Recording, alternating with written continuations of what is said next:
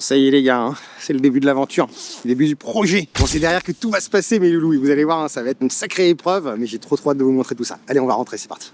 Entrée ultra secrète. Et juste là, la salle de torture.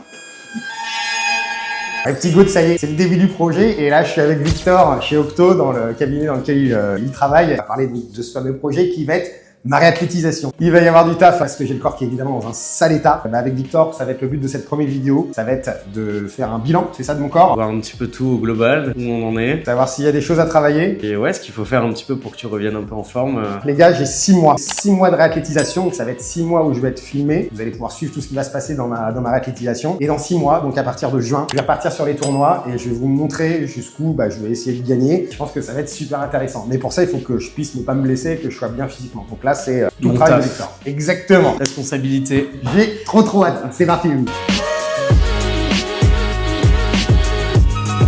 Enlève le t-shirt, alors on va regarder Allez voir la bête. La bête qui est grasse. Là, c'est une bête qui hiberne là. C'est une hibernation là. On va regarder un petit peu tout. Ok, tu vas te mettre dos à moi. Et là, c'est vraiment juste un premier truc, genre voir si t'as des muscles qui sont plus développés d'un côté que de l'autre. Alors les gars, j'ai plus fait de compète depuis des années. J'ai plus du tout un corps de compétiteur. J'ai un corps d'entrepreneur, de mec qui est derrière son bureau et qui travaille au final beaucoup trop d'heures assis dans une mauvaise posture. Et tes douleurs un peu là au quotidien? Si on doit faire le résumé, j'ai une épaule, je peux plus servir depuis plus de 20 ans. L'épaule droite, tout ce qui est au-dessus de l'épaule, c'est fini. J'ai été opéré du tendon d'Achille, je ne sais plus de quel pied. Droit. Et là, j'ai le droit à un plateau tibial qui a été cassé. C'est bien, ça, c'est parfait. Donc, épaule droite un peu dans les choux, ce qui est dommage quand même pour servir au tennis. C'est un peu chiant. Là, on peut voir que son mollet est bien remonté. T'as une belle rétraction là au niveau du mollet avec la cicatrice. Et ensuite, tu m'avais dit aussi que du coup, tu pouvais avoir des douleurs au tendon d'Achille gauche. J'ai mal quand je reste dans certaines positions en étant assis. Puis je sens mon matériel aussi qui vient appuyer sur la peau, mais on va dire que ça c'est secondaire. Derrière, j'ouvre le kicks là. Là, tu penses que c'est du muscle ici, mais là c'est une vis. C'est vraiment le matériel, là c'est la vie. Regarde-moi là de face un petit peu. Bon, de dos, il a en gros l'omoplate droite qui est un peu plus basse, là, le bord inférieur qui est un petit peu plus bas, avec l'épaule qui est un petit peu abaissée ici. Au niveau du trapèze, il faudra faire quelque chose, que le trapèze c'est quand même un muscle qui sert à élever ton épaule, donc au service c'est toujours plutôt utile. On voit qu'il a quand même été sportif, il a un bon triceps, plus à droite qu'à gauche, hein, on voit que c'est un peu plus bombé, donc une bonne chaîne postérieure ici. Ici pas mal aussi, et ensuite la tête qui part un petit peu à droite, là comme une espèce de petite compensation et de tension. J'ai toujours des tensions, là, je pense à force de bosser aussi sur le fessier. Je dis des trucs au hasard mais ça marche en vrai. Toi t'es pas kiné, hein, Non, moi je traînais juste. Boulanger toi, c'est ça, c'est que tu passes. J'ai plus mon diplôme, en fait je l'ai perdu parce que je fais de la merde. Et au niveau mollet, je pense que là vraiment il y aura un gros travail à faire. Parce que le problème de ça, c'est que ça crée des compensations, du coup il va avoir mal là. Comme le corps fonctionne en termes de chaîne, ça peut provoquer des douleurs qui peuvent remonter assez loin quand même. Donc il y aura du boulot, on va regarder un peu au niveau articulaire et force globale ce qui se passe. On va tester un petit peu toutes les articulations une à une dans un schéma un peu global là pour voir, et puis pour voir à quel point t'es éclaté ou si ça va. Je suis éclaté, c'est certain quoi. Ça bouge mais c'est un peu raide quand même. Hein. Ouais, dès que je l'allonge, j'ai le bord trempé. Hop, lève les fesses le plus haut possible, laisse-toi tomber complètement. Laisse-toi tomber. Non, ça c'est pas se laisser tomber. Laisse-toi tomber. Ça c'est se laisser tomber. 2 fois encore. Donc globalement, il a la jambe droite très légèrement plus grande, mais ça c'est vraiment pas significatif. Par contre, elle se met vachement en rotation externe. Ça montre bien qu'il est en décharge ici. Après, à savoir que au pire, c'est pas très grave si ça bouge pas beaucoup. Le tout c'est que ce soit symétrique. Et des fois, il vaut mieux ne pas beaucoup bouger, mais avoir de la force dans toute l'amplitude, plutôt que d'être hyper lax et de pas avoir de force. Je la mets pas le tendon de ouf quand tu. Ah ouais. Ouais, donc il est sensible. Donc c'est son espèce de tendinopathie là qui est due au fait que si ça marche pas trop et que là ça surcharge, donc il est sensible à la palpation. Ah, c'est ça. Tu vas venir ici. À droite, t'as moins de flexion. Donc en fait à gauche je suis nul, à droite c'est inexistant quoi. C'est surtout que... Ouais, là, tac, voilà. Est-ce que ça va? Ah ouais, ça c'est aucun problème. Tu peux faire un peu ça? Ouais. Là, c'est déjà un bon indicateur de savoir si ton genou il est dans les choux ou pas du tout. C'est-à-dire un mec qui a un problème au ménis, tu le mets comme ça en flexion max là, ça vient l'irriter un peu.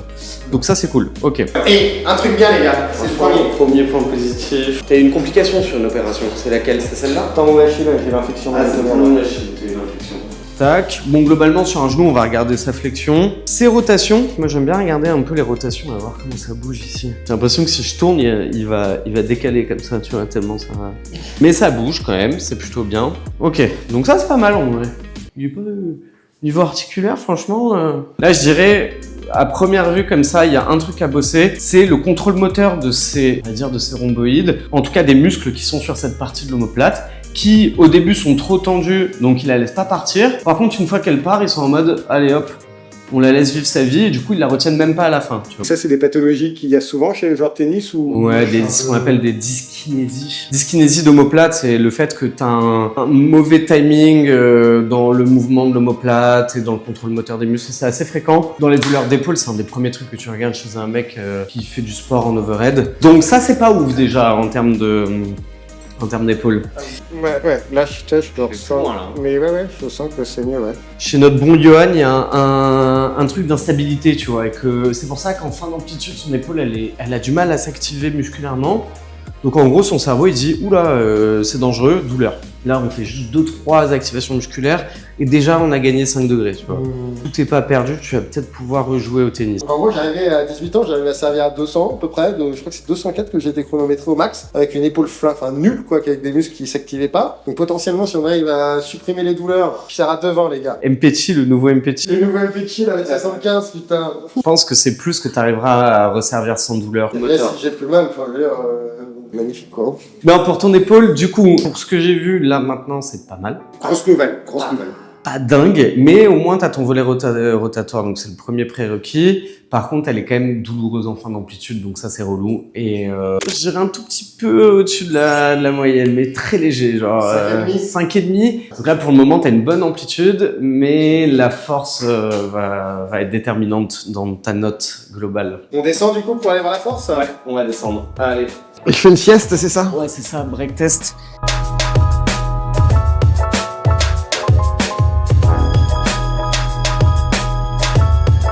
Donc l'idée, ça va être quoi? Pied droit, on va se mettre comme ça, ok? Et on va devoir tenir déjà dans un premier temps en équilibre. Si jamais je suis à l'aise, je peux venir ouvrir la hanche, fermer un petit peu, tu vois? Ok? Ok. Et si vraiment je suis à l'aise, je peux venir mettre la tête un peu, tu vois?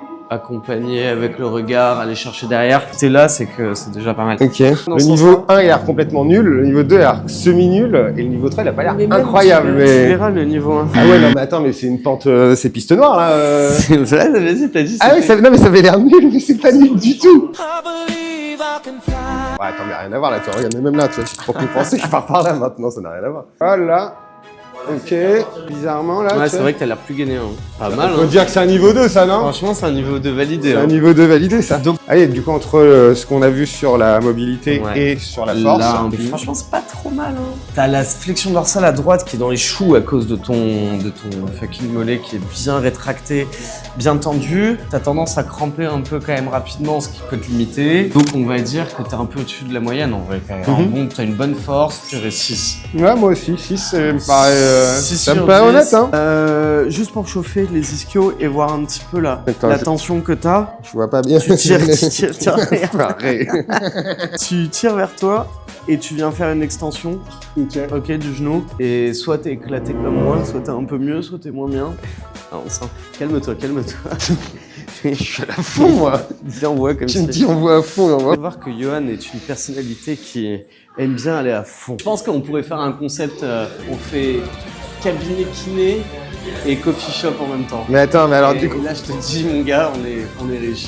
Mais je viens tout de suite, parce que moi, mon coiffeur, il fait coffee shop aussi. Non. Et c'est vraiment une caricature, il y a des petits chiens, genre des petits chihuahuas qui sont limite coiffés aussi, avec des petits poupons, machin, etc. Et le truc qui est marrant, c'est que la coiffeuse qui me coiffait dans ce salon de coiffure, elle était coiffeuse à Roland. Et du coup, elle a coiffé tous les joueurs de tennis. Ah, stylé. Elle carase, etc. Et du coup, elle m'a raconté quelques petites anecdotes sur les joueurs de tennis, coupe de cheveux, s'ils étaient sympas, etc. Petite anecdote, hein, mais quand t'es joueur à Roland, de ce qu'elle me dit, le staff peut se faire coiffer aussi. Donc, quand ils viennent avec femmes, enfants, etc., coiffeur gratuit pour toute la famille, machin. Je suis mort. Donc, du coup, t'imagines, t'as toutes les femmes de joueurs, etc. Il n'y a, pas de coiffées, petits- machin. y a pas de petites économies.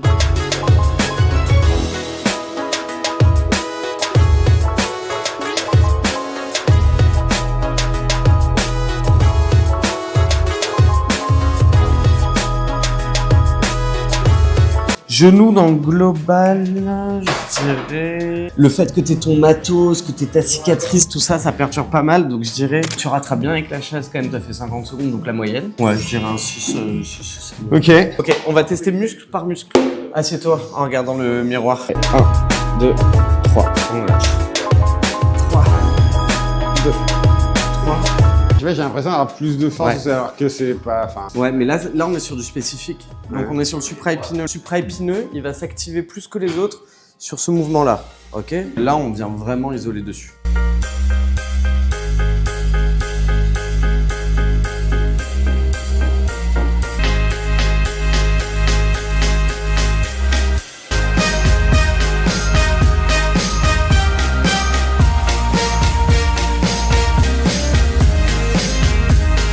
Ton omoplate à droite, elle n'arrivait pas à se freiner, tu vois, elle partait un peu en live. Bah ça, c'est les downward rotators, donc c'est ceux qui doivent te ramener vers le bas, qui n'arrivent pas à faire leur contrôle à la fin, tu vois, genre ils lâchent complètement l'omoplate. Faut bosser un peu tout, tu vois, mais eux, faut vraiment... Je sais pas si j'en ai eu en fait dans ma vie, quoi, en fait. Ouais, à la naissance quand même, ils t'en donnent après.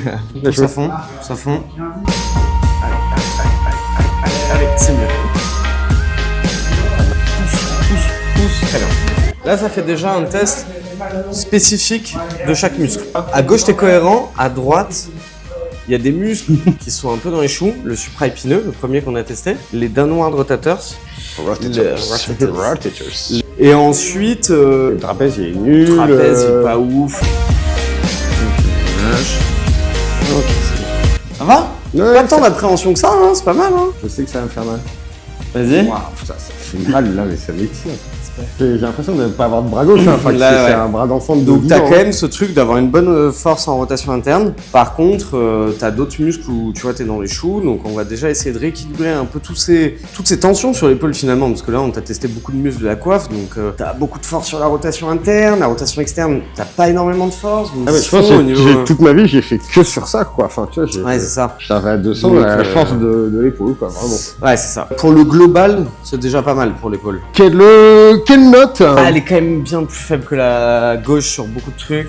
Sur rotation interne. Sauf la rotation interne. La rotation interne, elle est nickel. Pas d'appréhension, bam. Donc ça, on sent que t'es fort. La rotation interne, t'as 8 sur 10, hein, 9 sur 10, ça c'est bien. Enfin, un truc mieux que 7. Sur le reste, en fait, le fait que t'aies moins de force à droite qu'à gauche, alors que t'as toujours utilisé ta droite, c'est quand même sacrément à chier. C'est quand même pas ouf. Mais t'as une bonne amplitude. Franchement, le passif est pas mal, donc je te mets quand même, allez, 4. Ouais, 4, 5, 5. 5. Ça, je suis sur une moyenne qui est... Je sais même pas si j'ai la moyenne en fait. Hein. Je sais pas si j'ai la moyenne. Mais la hanche... la hanche, elle va me faire casser le... va me faire diminuer. En fait, c'est une technique, je te mets bas pour qu'on puisse... Exactement, si je te mettais... Déjà, ils vont dire, ouais, il est nul. La hanche. Ouais. Hanche-toi sur le dos. Là, on va se marrer. Enfin, on va se marrer, mais... Vous savez pas, c'est que Victor, s'il se passe à ma place, il est à peu près pareil. Hein. Ah ouais. Je crois qu'il y a 2-3 trucs où je suis pire que toi. Il y a plutôt une bonne rotation interne. Relâche, ok. Ah, j'ai l'impression d'avoir une barre de fer dans le tige là. Ouais, c'est pas la même chose. Moi. Ah, j'aime moins la tige. Je sens moins de raideur tissulaire. Hein. Il y a pas la barre. Ici, moi je suis nul, c'est là qu'on voit que je suis nul. Ok, tu lèves. T'as fait quoi? J'ai levé la jambe. Ah, ok. On dirait pas, mais là j'ai donné toute ma vie là. Ici. Ça a l'air complètement nul, hein, ce que t'as. Ouais, je sais. Ça a l'air, c'est dur. C'est super ridicule, non? Je refais vite fait pour voir. Maintenant, on va regarder la différence entre le passif et l'actif. Tu lâches d'un coup et tu dois maintenir. Je sens que je suis assez un peu flex d'ici, mais que j'ai pas de force du tout au début, quoi. Ça veut dire que c'est une zone qui pour ton cerveau n'existe pas en gros.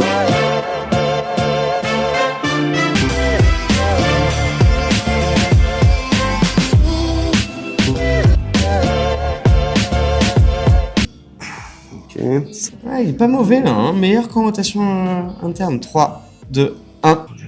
Allez, 3, 2, 1. Et on va tester juste ton extension de hanche parce que c'est un truc qu'on oublie assez souvent, mais il y a flexion et rotation. Et l'extension, c'est hyper important au tennis, notamment quand tu finis ton service et que tu viens là, tu vois. Le 15, il a ses jambes qui sont pieds, qui est quasiment jusqu'au Bah ouais, c'est ça, ça veut dire qu'il y a une extension de zinzin du côté ouvert.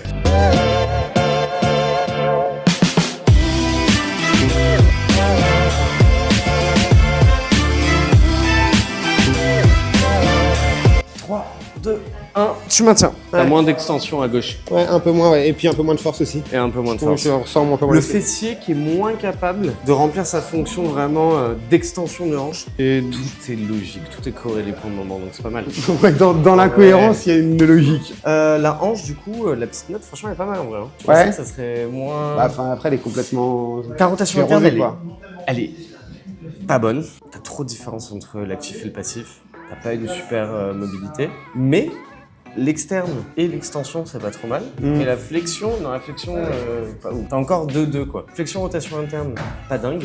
Rotation externe et extension, pas trop mal. En vrai, je te mets tout le temps 5, mais c'est parce que je suis un c'est bon... la moyenne quoi. En soi, ça correspond à peu près peut-être à les capacités physiques d'un mec qui est 15-3 à l'heure actuelle, comme on m'a reclassé, quoi, c'est à peu près cohérent. Quand j'étais 0, que j'avais 17 ans, etc., je faisais de la muscu, enfin je m'entraînais de manière assez intensive par rapport à mon classement, mon âge, etc. Et entre 17 et 20 ans, j'ai dû m'entraîner entre 3 et 6 heures par jour, entre guillemets du haut niveau en termes d'intensité, sauf que absolument rien n'était fait avec de l'intention. Et ce qui se passait, c'est que j'allais pousser, puis en gros, ce que je m'intéressais juste, c'était à essayer de pousser plus que mes potes. Et je m'intéressais jamais à essayer de faire le mouvement, à bien comprendre faire le mouvement. Ça se voit que tu l'as maintenant, tu vois, que c'est quelque Je chose comprends, que tu comprends. Et ça se fait avec de l'âge, mais si vous voulez devenir bon, c'est des trucs, enfin, vous n'allez pas le comprendre comme moi à 35-38 ans, des trucs que vous allez comprendre à 10-15 ans, quoi, sinon c'est compliqué, quoi. C'est l'intention qui compte. C'est l'intention qui compte, ouais, exactement, ouais. Chokran, merci pas beaucoup. Mal. En vrai, 5,5 sur 10, c'est pas mal pour... Ouais, pour un gros lardon comme ça va, hein. Bon, on a passé 3 heures à faire ce bilan, on a fait plein de tests, c'était cool. C'était cool, mais c'était long et épuisant. Et on en retire quoi du coup? T'es très moyen, moi c'est ce que je veux dire. Ouais, non, mais ça me paraît complètement lucide. En soi, c'est plutôt cool. Donc, je pense que j'ai une grosse marge de progression parce que je me rappelle de mon niveau de l'époque. Je vois maintenant comment je sens la balle sans m'entraîner. Je pense que ça peut promettre des trucs assez sympas. En tout cas, à 15-3, peut-être même je serai 15-4 l'année prochaine quand je vais reprendre la compète. Je pense que les premiers tours, il y a des mecs qui vont pleurer. Mais il y a de la marge. Et je sais que j'arriverai pas au même niveau que l'époque, mais si j'arrive ne serait-ce qu'aux 3/4 du niveau de l'époque, honnêtement, je pense que ça peut être marrant à partir de seconde série. Il va y avoir des trucs, ça va commencer à batailler, quoi. De toute façon, faut être physique pour commencer à jouer à la seconde série. Faut s'affûter et puis on va aller attaquer les tournois en 6 mois et 7 mois. Donc évidemment, si vous kiffez l'aventure et que vous voulez donner du soutien et puis abonnez-vous, la petite cloche, donnez du soutien, ça fait plaisir.